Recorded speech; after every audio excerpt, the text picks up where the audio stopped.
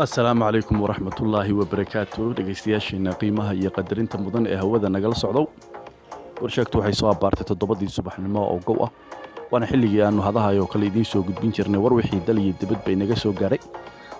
waa subaxnimo jimca bisha Febraayo ay 3 ku beegan tahay sanada 2017 qodobada warka ugu xiisaha badan waxa kamid ah madaxweynaha maamulka Puntland Dr. Cabdiweli Maxamed Cali Gaas oo kulan la qaatay xubnaha golaha wasiirada maamulka ayaa si degdeg ah u amray in la bilaabo howlgal al-shabaab iyo dagaalyahanada Daesh looga saarayo gobolka Bari madaxweyne Gaas ayaa ku amaanay ciidamada ammaanka maamulka Puntland sida ay waqti walba dagaal ugu jiraan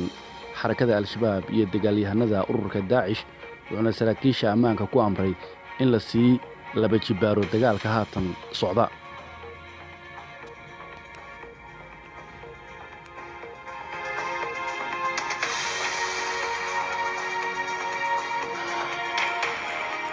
dibadbax ballaaran ayaa goordhow ka bilowday taalada daljirka Dahsoon ee magaalada Muqdisho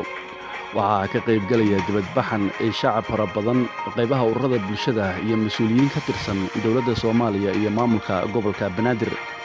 waxa dibadbaxan lagu taageerayaa go'aankii shalay ka soo baxay maxkamadda caalamiga ah ee ICJ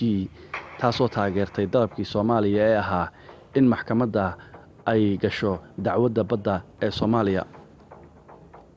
aqoon-yahano ka hadlay arintan la xiriirta badda ayaa u warramay saxaafadda sharcigu xoranaya meesha labada wadan xadkooga bariga iyo baddu iska qabtaan ayaa line toosan la dhigaya line-ka toosan dabadeedna waxa lagu taagayaa line kaloo badda tagaya oo golocdu noqonaysa ama angalku noqonayo 90 degree uu noqonayo marka Kenya waxay doonaysaa in laga dhigo 45 degree laga dhigo oo dabadeedna xaggeena loo soo janjeeriyo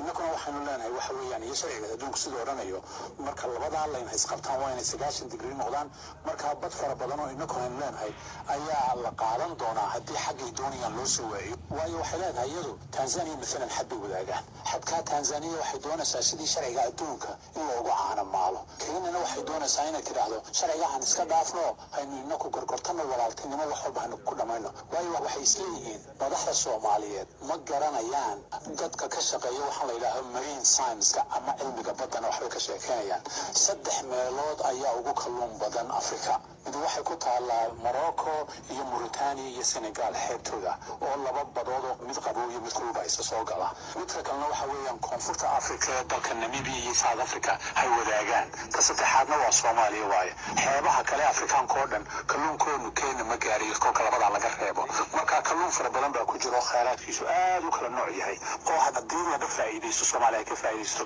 lacag ay nakari doonto dibadda ay u dirsan karto iyo nafaqa caruurteena dibadda ma aan loogu raadin abaar baa ku dhacday way macluulayaan ay halka laga helayaa taas waa ta koobaad khayraadka kale laga hadlayaa waxa weeyaan macdan baa laga hadlayaa biro waa laga hadlayaa saliid baa laga hadlayaa gaas baa laga hadlayaa marka waxa kuntooda iyo miisaankooda lama oga laakiin Kenya ishaafalkiiskooda waxa weeye inay ka hor dhacdo taas oo wixii laga helaba iyadu ay qaadato markaas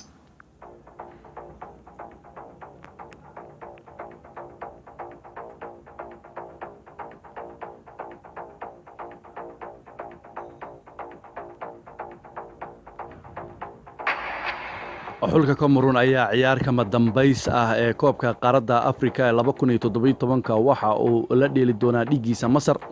Cameroon ayaa xalay 2-0 ku reebtay Ghana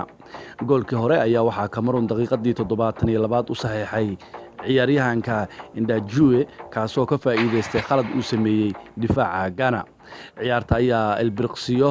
ka dhiman tahay waxa uu labeeyay Christian Basogog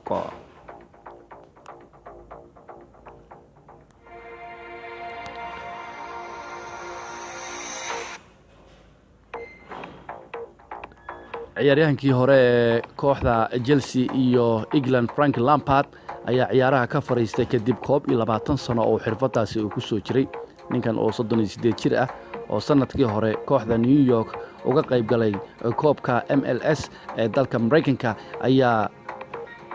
shaqada ka fariistay oo shaaciyay inuu ka fariistay dhammaan ciyaarihii uu ciyaari jiray Lampard ayaa Chelsea u saftay 649 ciyaarood wuxuuna England u dhaliyay 106 ciyaarood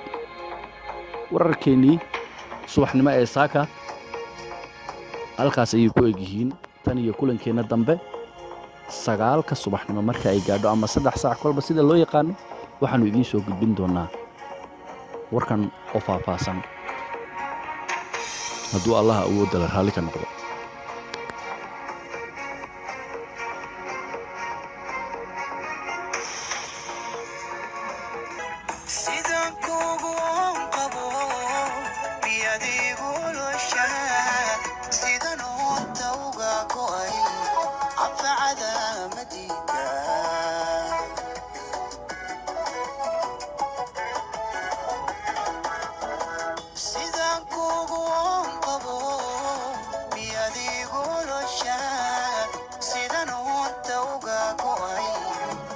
عدا